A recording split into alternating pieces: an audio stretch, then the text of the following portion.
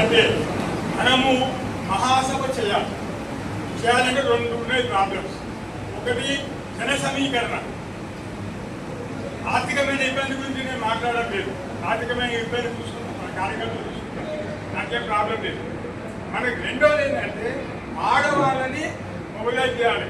ఎంతమంది అయితే మగవాళ్ళు సభకు వస్తారో అంతమంది ఆడవాళ్ళని చేయాలి. సోదరి మన ఇక్కడ ఉన్నది, మరి మల్లెలు హుషారాణి వీళ్ళందరూ కూడా ఉన్నారు.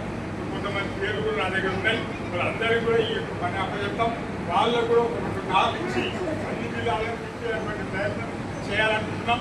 అట్లాగే మన కార్యకర్తలు, మహిళా కార్యకర్తలు ఒక ఆటలో, మన వాళ్ళు ఒక ఆటలో అందరికీ అక్కడ విషయం అందరినీ కూడా కలిసి మాట్లాడి చేయాలి. ఇంకోటి ఆ దినం సాధగాని ముసలోళ్ళు పిల్లలు తప్ప మిగతా అందరూ కూడా మన గ్రౌండ్గా అనిపించారు. కాబట్టి ఆ విధంగా చేయాలి. దాని విషయము మొన్ననే మన మూనాల మనకు మీటింగ్ రోజు మినిస్టర్ గారు పక్కనే కూర్చున్నారు. ఆయన కూడా డిస్కస్ చేశారు.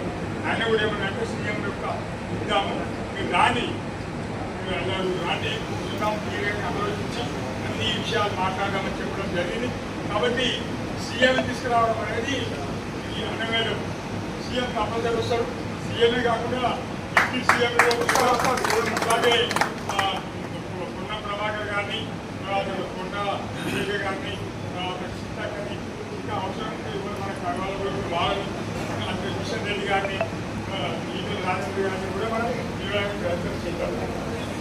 కాబట్టి మనము ఈ దాంట్లో అందరం కూడా సైనికుల్లాగా కష్టపడి పనిచేయకపోతే ఈ సభ సక్సెస్ కాదు. ఒకటి, ఈ సభ ఎందుకు చేస్తున్నాం మనము? లాఠీలు పట్టుకుంటున్నాం, రాలేమంటున్నాం, మాకు లేదు కదా. ఏం చూస్తున్నాం? మా తలకాయలు పెట్టాలి. ఎందుకు పెట్టాలి?